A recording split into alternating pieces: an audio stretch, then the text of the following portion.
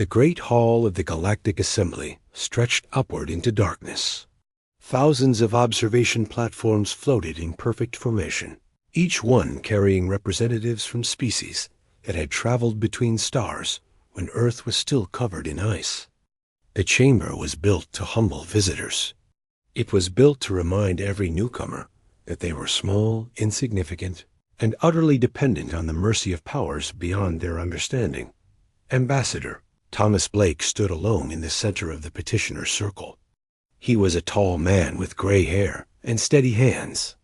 Behind him, projected through the transparent floor, was a hologram of Earth spinning slowly in the void. The message was clear. Your world is tiny. Your people are nothing. Remember your place. Thomas did not look down at the hologram.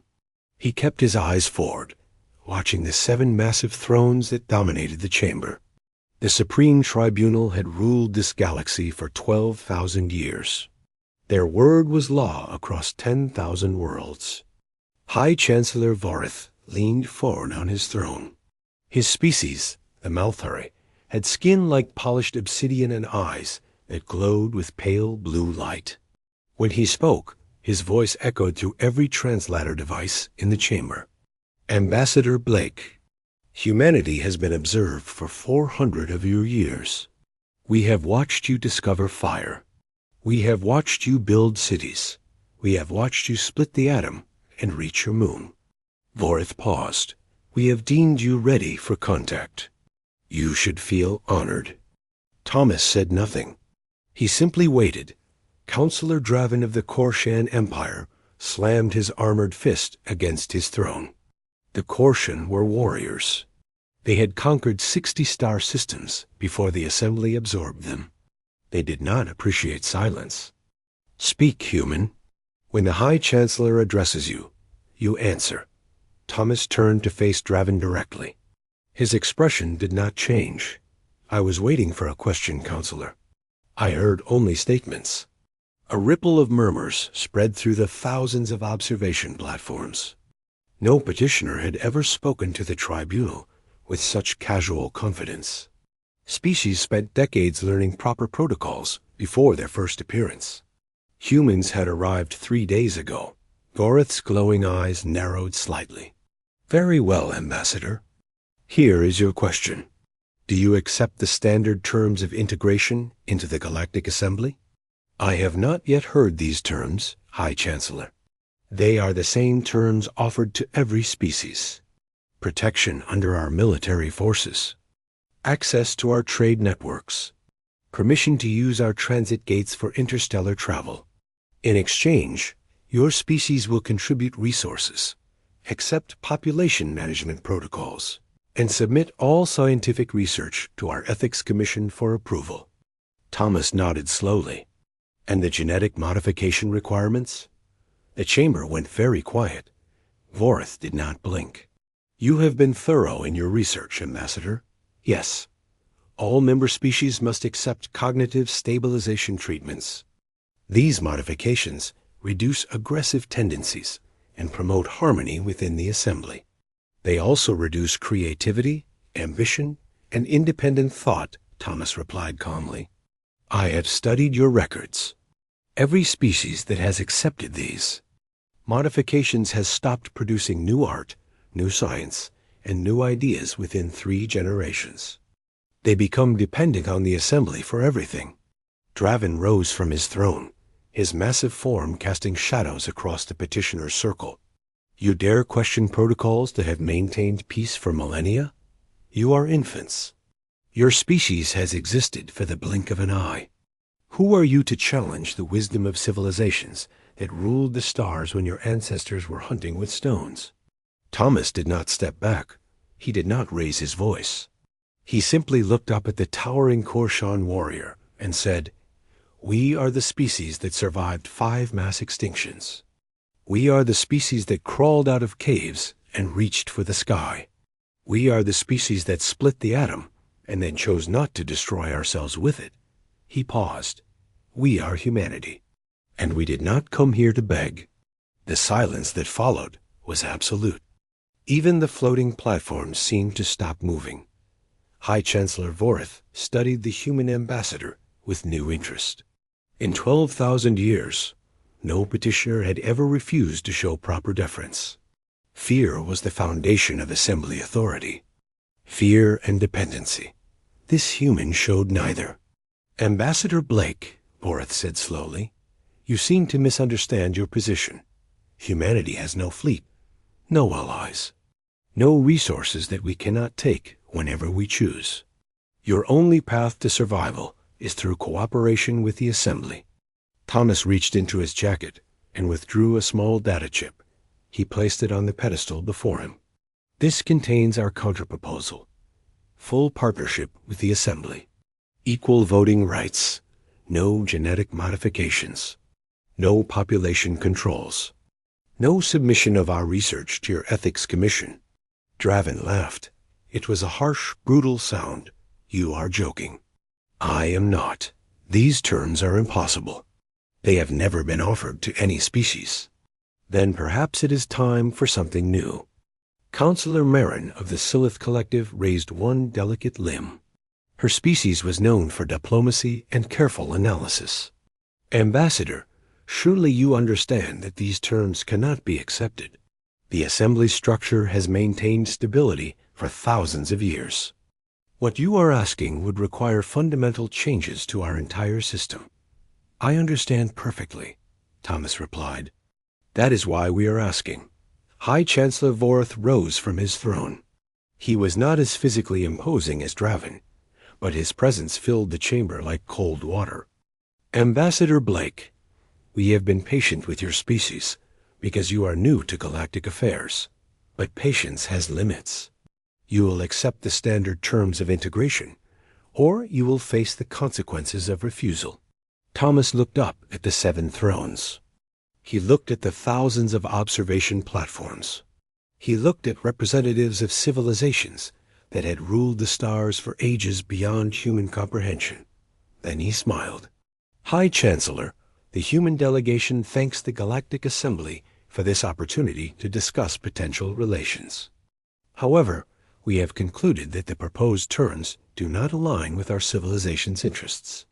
He turned and began walking toward the exit. We are withdrawing from negotiations. Effective immediately, the chamber erupted into chaos. Counselors shouted. Platforms spun in confusion. In 12,000 years of assembly history, no species had ever simply walked away. Draven's voice cut through the noise like a blade. You cannot leave. No one leaves. Thomas stopped at the door. He looked back over his shoulder. Watch us. The doors closed behind him.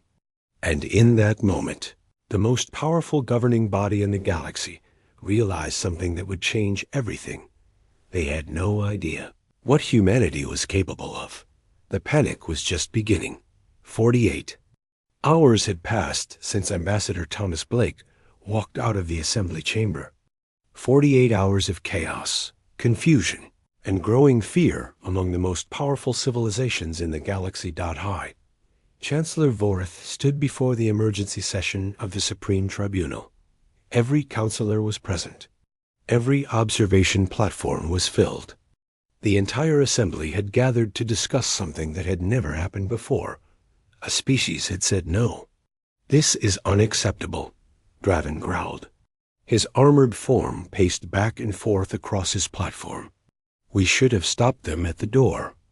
We should have seized their ship. We should have shown them what happens to species that defy the assembly.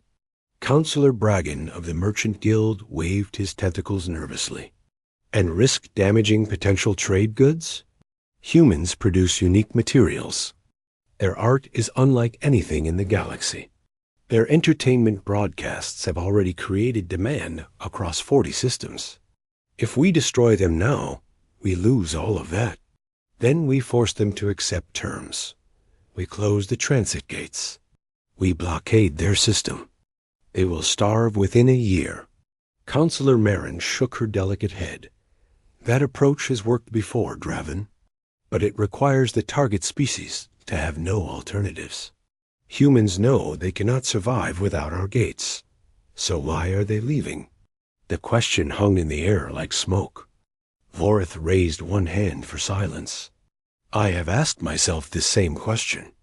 Ambassador Blake is not stupid. Our intelligence suggests he is one of their finest diplomatic minds.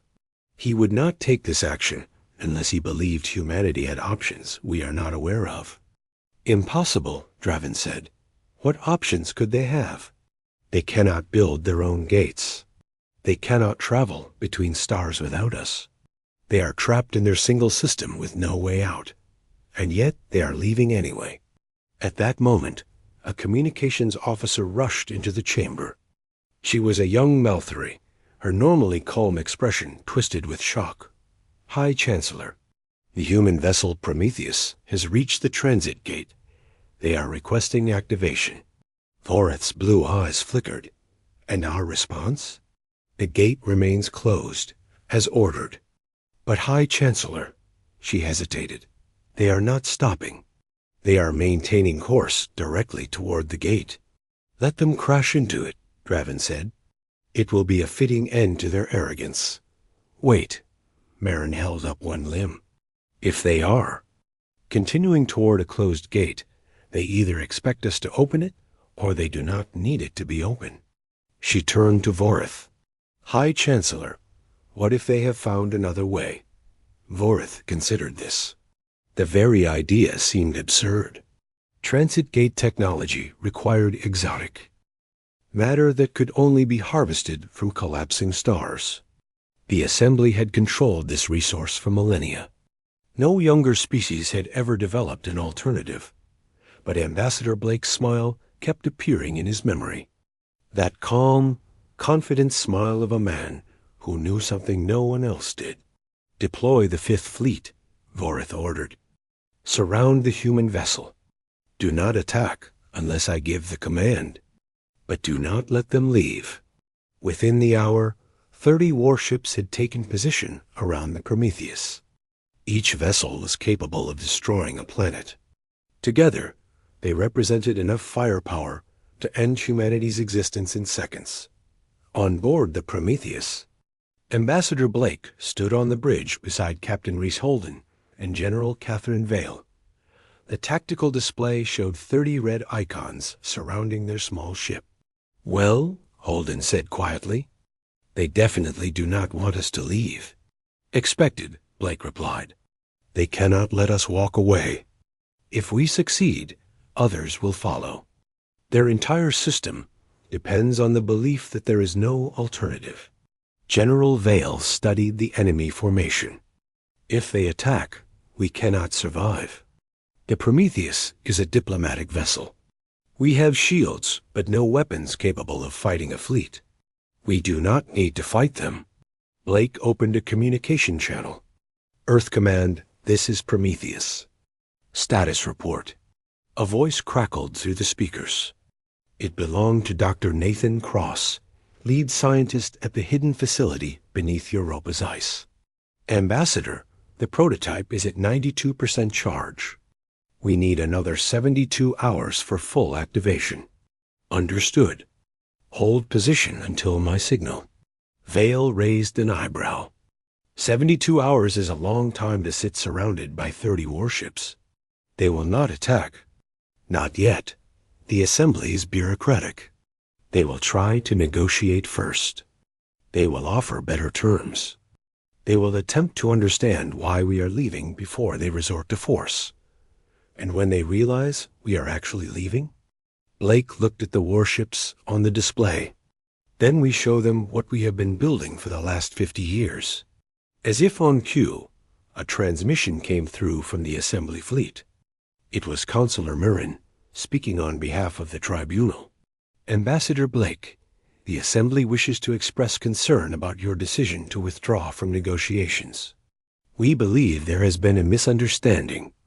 Perhaps if we discussed the terms further, we could find acceptable compromises. Blake smiled. It was the same smile he had shown in the chamber. Consular Mirren, humanity appreciates your concern. However, our position has not changed. We are not interested in modified terms. We are not interested in compromise. We are leaving. Ambassador, please understand.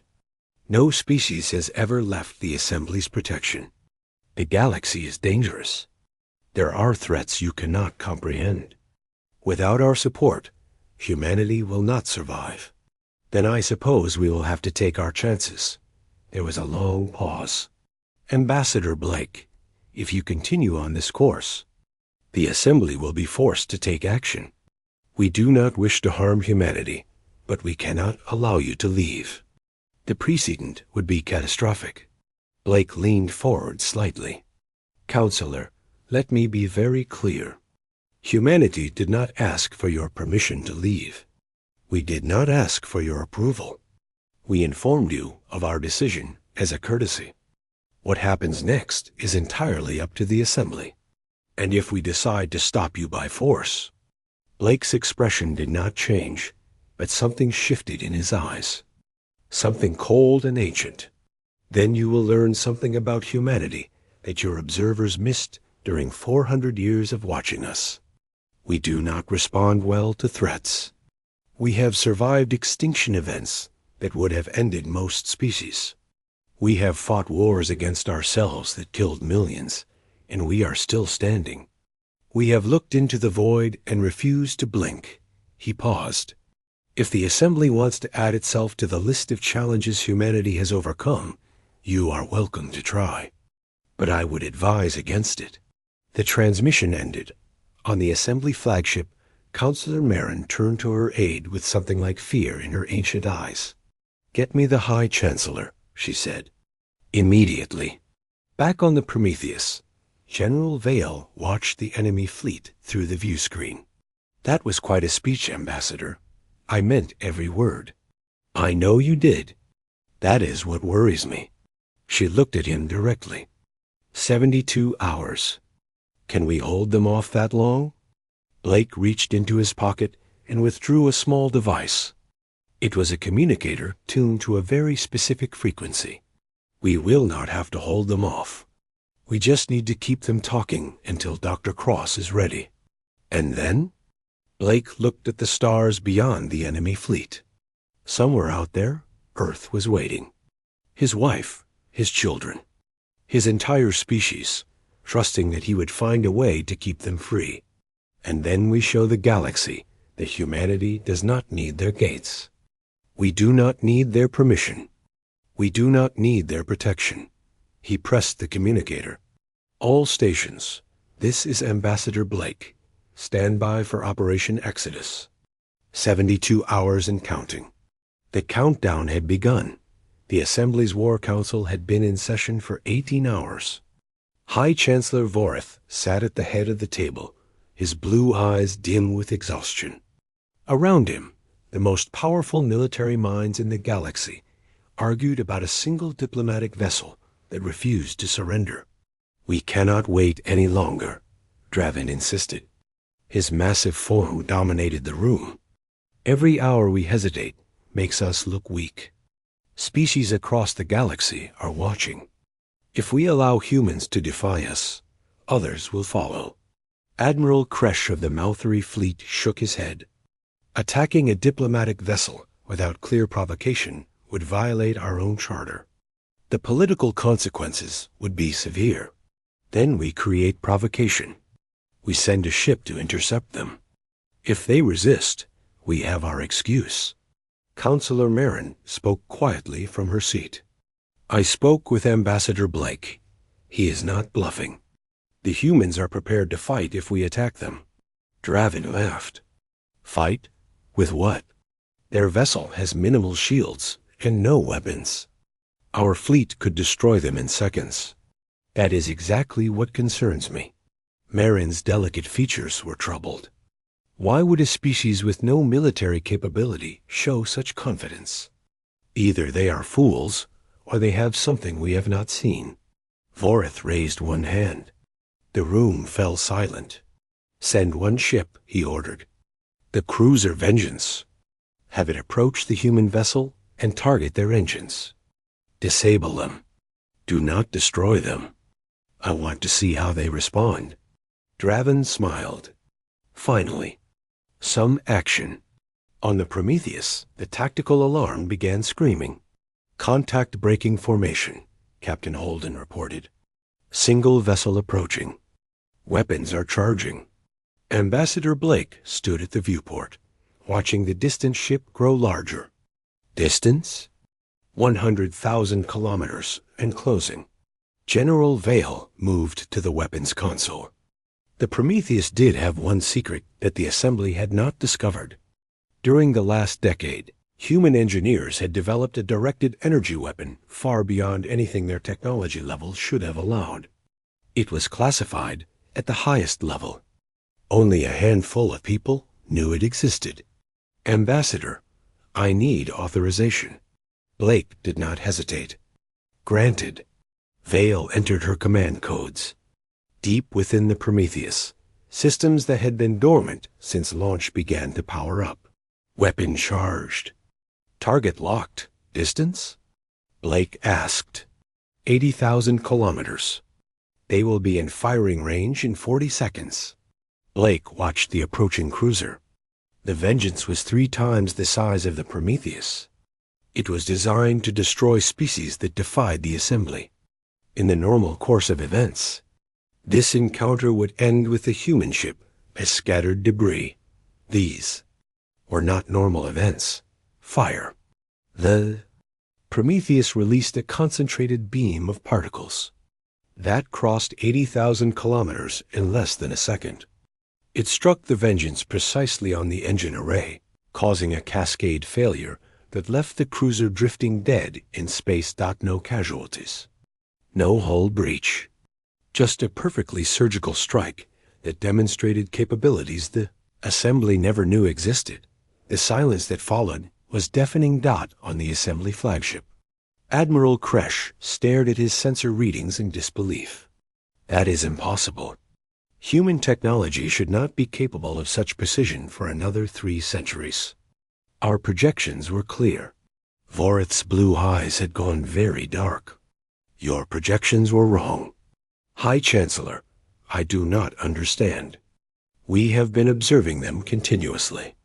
We have monitored their scientific development. There was no indication of weapons research at this level. Then they hid it from us." Vorith turned to face his council. "For decades, perhaps longer, humanity has been developing technology in secret while showing us only what they wanted us to see. They anticipated this moment. They prepared for it. Draven's confidence had evaporated. What else might they have hidden? That is the question, Counselor. That is exactly the question." Marin rose from her seat. "High Chancellor, I recommend we pause all offensive operations until we better understand what we are dealing with. If humans have developed weapons beyond our predictions, they may have developed other technologies as well. Such as? I do not know. But Ambassador Blake's confidence suggests he believes humanity can survive without our gates. If that is true, if they have found a way to travel between stars independently, then everything changes." The room erupted into argument.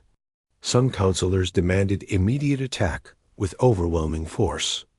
Others called for negotiation. A few simply sat in stunned silence, unable to process implications.voreth. Listen to it all. Then he made a decision that would haunt him for the rest of his very long life. "Pull the fleet back," he ordered. "Give them space. But do not let them reach the gate." "High Chancellor?" Draven looked confused. "You are retreating? I am regrouping. There is a difference." Vorith stood and walked to the viewport. Beyond the glass, the stars stretched in endless patterns of light. Somewhere out there, a single species was challenging an empire that had ruled for 12,000 years. "We built this assembly on the assumption that younger species have no choice but to join us. We control the gates. We control the resources. We control the pathways between stars. Without us, they are trapped in their home systems, isolated and alone." He turned to face the council. "If humanity has broken that assumption, if they have found a way to travel without our gates, And we are not facing a diplomatic dispute. We are facing an existential threat to our entire way of life. The words hung in the air like a death sentence. On the Prometheus, Blake watched the enemy fleet pull back on the tactical display. Vale stood beside him, her expression cautious. They are giving us room. Why? Because they are afraid. Blake allowed himself a small smile. That weapon shot told them something they did not want to know. Now they are wondering what else we might have. Do we tell them about the fold drive? Not yet. Let them worry. Let them imagine. Sometimes the threat of the unknown is more powerful than the reality. Captain Holden looked up from his console. Ambassador, I am receiving a transmission from Europa Base. Dr. Cross says the prototype is at 96%. 8 more hours. Blake nodded. 8 hours until everything changed. 8 hours until humanity proved that it did not need the Assembly's permission to reach the stars. Send a message to Earth Command. Tell them to begin final preparations for Operation Exodus. All ships to standby positions. Vale raised an eyebrow. All ships? How many are we talking about? Blake's smile widened. The Assembly thinks the Prometheus is our only vessel. They think we are a species with no military capability, no fleet, no power beyond a single diplomatic ship. He looked at the stars beyond the viewport. They are about to discover how wrong they were. In the secret shipyards, hidden throughout Earth's solar system, in facilities carved beneath lunar craters and asteroid belts, hundreds of engines began to warm. Ships that had been built in darkness, crewed by volunteers who knew they might never come home, prepared for a journey no one believed was possible. Humanity was not trapped. Humanity was ready. And the Galactic Assembly was about to learn what it meant to underestimate the species that refused to kneel. The final countdown had begun. Ambassador Blake stood on the bridge of the Prometheus, watching the Assembly fleet through the viewscreen. 30 warships held position at a cautious distance, their weapons pointed at the small human vessel, but not firing. The destruction of the Vengeance's engines had given them something they rarely experienced: doubt. 2 hours until activation, Captain Holden reported. Europa Base confirms all systems are ready. General Vale studied the tactical display. The Assembly fleet had been reinforced twice in the last few hours. They now had over 50 ships surrounding the Prometheus, each one capable of planetary destruction. If they decided to attack simultaneously, there would be nothing left of humanity's diplomatic vessel but scattered atoms. They are nervous, Vale observed. Look at their formation. They have spread out to cover multiple angles. They are preparing for something, but they do not know what. Blake nodded. They have never faced a situation like this. Every other species either accepted their terms or was crushed by force. We are doing neither. We are simply leaving. They do not have a protocol for that. A transmission came through from the Assembly flagship. It was High Chancellor Vorath himself. Ambassador Blake, I am speaking to you directly because I believe we have reached a critical moment. Whatever humanity is planning, I urge you to reconsider. The Assembly does not wish to be your enemy. Blake activated the response channel. High Chancellor, we do not wish to be your enemy either. That is why we are leaving peacefully. Peacefully? You disabled one of our cruisers. In self-defense, your ship approached with weapons charged. Under any reasonable interpretation, we were within our rights to protect ourselves. Vorath was silent for a moment. When he spoke again, his voice had changed. There was something almost like respect in it. Ambassador, I have ruled this assembly for 3,000 years. I have seen species rise and fall. I have watched civilizations burn and rebuild. In all that time, I have never encountered anyone quite like you. I will take that as a compliment. It was meant as one, but it was also a warning. Whatever you believe humanity can accomplish outside the Assembly's protection, you are wrong. The galaxy is vast and dangerous. There are threats you cannot imagine. Species that make the Korshian look gentle. Forces that could destroy your entire civilization without even noticing. Blake's expression did not change. We are aware of the dangers, High Chancellor. We have studied your archives. We know about the void entities, the rogue artificial intelligences, the predator species that hunt the edges of known space. We are not naive. Then why leave the safety we offer? Blake was quiet for a long moment. When he answered, his voice was soft but steady. Because safety is not the same as freedom. Your assembly offers protection, but the price is everything that makes us human. Our creativity, our ambition, our right to make our own choices, even if those choices lead to failure. You want to modify our genetics, control our reproduction, approve our research. You want to turn us into another dependent species, grateful for scraps from your table. He stepped closer to the view screen. Humanity did not crawl out of the caves to become livestock. We did not split the atom and reach the stars to be pets. We would rather face the void alone than live on our knees in your protected cage. Vorith stared at the human ambassador through light years of space. In 3,000 years, no one had ever spoken to him like this. Part of him wanted to destroy this arrogant species immediately. Another part, a small and ancient part, felt something it had not felt in millennia. Admiration. 1 hour until activation, Holden announced quietly. Vorith heard the words through the transmission. His blue eyes flickered. Activation of what, Ambassador? Blake smiled. You are about to find out. He cut the transmission. Vorith immediately turned to his advisors. Analyze everything. What are they activating? What could they possibly have that would change anything?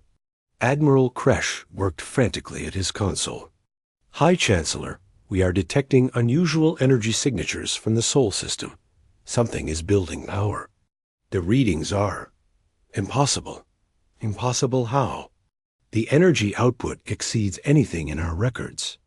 It is coming from multiple locations. The moon of their gas giant, several asteroid stations, even from beneath the surface of their homeworld. Vorith felt a cold sensation spreading through his ancient body. What kind of technology requires that much power? The answer came 30 minutes later.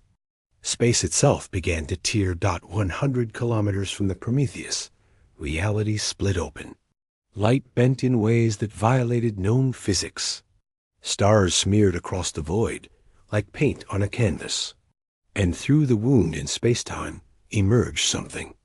That made the entire assembly fleet freeze in collective shock. A ship. A massive vessel twice the size of anything in the assembly's inventory. Its hull gleamed with unfamiliar alloys. Its weapons arrays were unlike anything ever recorded. It had not come through the transit gate. It had come through a door humanity had built for itself. What is that? Draven's voice cracked across the command frequency. What in the name of the void is that? On the Prometheus, Ambassador Blake allowed himself a moment of pure satisfaction. 50 years of secret development. Thousands of scientists working in hidden facilities. Trillions of credits funneled through black budgets that no one knew existed. And now, the result, the TCS Horizon. Humanity's first true starship, built without assembly technology. Crewed by volunteers who believed in a future free from alien control. Ambassador Blake, the voice came through clearly. It belonged to Admiral Marcus Reed, commander of the Horizon. The Terran Confederation fleet reports ready for operation. Full drives are charged for a return journey. On your command. Behind the horizon, space tore open again. And again. And again, 20 ships emerged, then 40, then 60. Each one built in secret, each one capable of traveling between stars without the assembly's precious gates. Humanity was not trapped. Humanity had built its own door. Blake opened a channel to the assembly fleet. He broadcast on all frequencies, knowing that every species in the Council would be watching. High Chancellor Varth, Counselors of the Galactic Assembly, you believed that humanity had no choice but to accept your terms. You believed we were trapped in our system, dependent on your gates for any hope of reaching the stars. You were wrong. He gestured at the human fleet, now pouring up around the Prometheus. We do not need your gates. We do not need your protection. We do not need your permission. Humanity has developed full space technology that allows us to travel anywhere in the galaxy without assembly infrastructure. He paused, letting the words sink in. We are leaving now. Any species that wishes to join us in true freedom is welcome to follow. Any species that attempts to stop us will learn something that should have been obvious from the beginning. His voice hardened. We are humanity. We do not submit. We do not surrender. We do not kneel.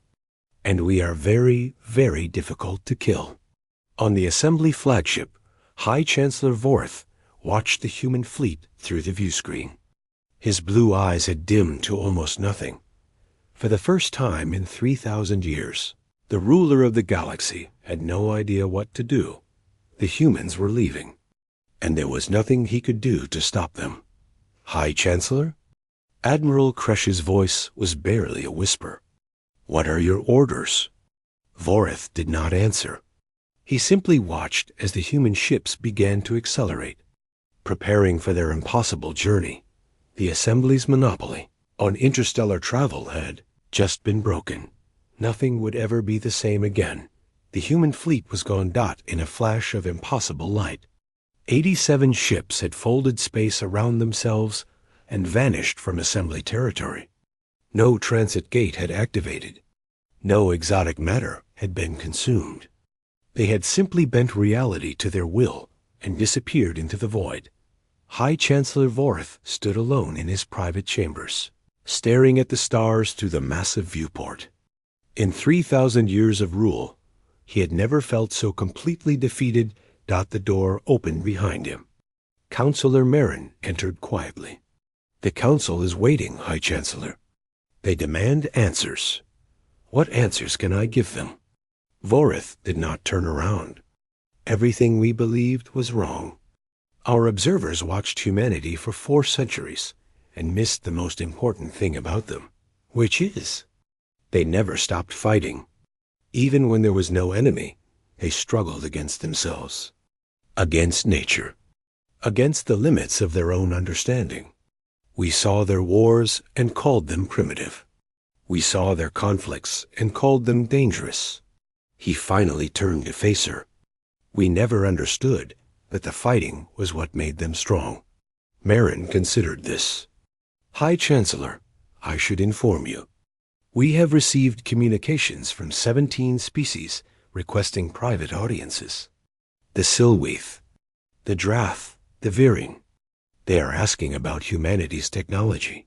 They want to know if independence is possible. Vorth closed his ancient eyes. Of course they do. We showed them a cage and called it paradise. Humanity showed them a door. What should we tell them? The truth. The assembly cannot prevent species from leaving anymore. Our monopoly on transit technology is broken. If they wish to follow humanity into the unknown, we cannot stop them. Marin tilted her delicate head. High Chancellor, are you suggesting we simply let them go? I am suggesting we adapt or die. Voreth walked to his desk and sat heavily in his chair. The assembly was built on control. Control of travel. Control of technology. Control of genetics. For 12,000 years, that control maintained stability. But stability is not strength. It is stagnation. He looked at the holographic map of the galaxy that dominated one wall. Thousands of worlds, hundreds of species, all bound together by gates that no longer mattered. The humans called us farmers. They said we cultivate dependent species. They were right. We have become so focused on maintaining our power that we forgot why we built the assembly in the first place. To bring peace to the galaxy. To bring order. There is a difference. Vorith stood again, suddenly restless. Peace cannot be forced. It must be chosen. Every species we modified, every world we controlled, every freedom we took in the name of stability, it was all built on a lie. The lie that beings cannot be trusted to govern themselves. The implications hung in the air between them. What are you proposing, High Chancellor? Reform. Complete and total reform. We must become what we always claimed to be. A voluntary alliance of free species, working together for mutual benefit. Not a cage. Not a farm. A partnership. Marin was silent for a long moment. The other counselors will never agree. Draven alone would rather burn the galaxy than surrender power. Then Draven will have to be removed. Vorith's blue eyes hardened. I have tolerated his brutality because it served our purposes. It no longer does. The time for force has passed. If we do not change, the assembly will collapse within a century. Species will leave. Wars will erupt. Everything we built will turn to ash. He walked to the viewport again. Or we can choose a different path. We can reach out to humanity. Offer true partnership. Learn from them as they learn from us. Build something new together. And if they refuse, they will not refuse genuine cooperation. Ambassador Blake did not leave because he hated the assembly.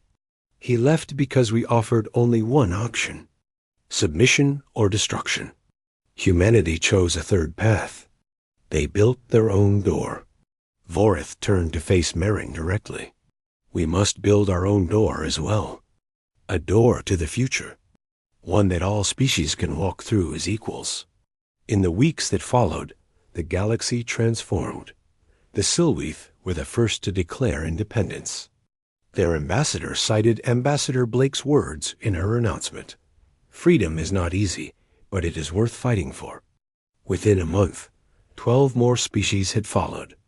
The Assembly's unity began to crack, but something unexpected happened as well. High Chancellor Vorith announced sweeping reforms. Genetic modification requirements were made voluntary. Research restrictions were lifted. Transit gates were open to all without conditions. Some counselors resisted. Draven attempted a military coup that failed when his own officers refused to fire on civilians. He was arrested and exiled to a prison world at the edge of known space. Others chose to adapt, seeing the new reality clearly, and humanity returned. 3 months after their dramatic departure, Ambassador Blake walked into the assembly chamber once again. This time, he was not alone. Representatives from the Free Alliance, a coalition of formerly dependent species who had chosen to follow humanity into independence, accompanied him. High Chancellor Vorith met them at the petitioner's circle. But there was no podium this time. No massive thrones looking down at supplicants. Just a round table where equals could speak. Ambassador Blake, welcome back. Blake smiled. It was a warmer smile than before. High Chancellor, you have made interesting changes since we last met. I have you to thank for that. Your refusal to submit forced me to see what the assembly had become. We had grown comfortable, complacent. We had forgotten that power without purpose is just another form of tyranny. And now, Vorith gestured at the transformed chamber. Species mingled freely, without the rigid hierarchies of the old system. Conversations happened between equals, not between masters and servants. Now we try to build something better, together. He extended one hand in the traditional greeting of his species. If you will have us. Blake looked at the hand. He looked at the chamber full of watching representatives. He thought about all the struggles that had brought humanity to this moment. The scientists who had spent their lives developing impossible technology. The crews who had risked everything on untested ships. The diplomats who had stood firm against overwhelming force, they had not done it for conquest. They had done it for freedom, their own and everyone else's. He took Vorit's hand. Welcome to the future, High Chancellor. It belongs to all of us now. Around them, the galaxy began its slow transformation. There would be challenges ahead, conflicts to resolve, species who would resist change. But the fundamental equation had shifted. No longer was the assembly a cage. It was becoming what it should have been from the beginning, a family. And humanity, the species that refused to kneel, had shown them all the way. In the end, it was not weapons or technology that changed the galaxy.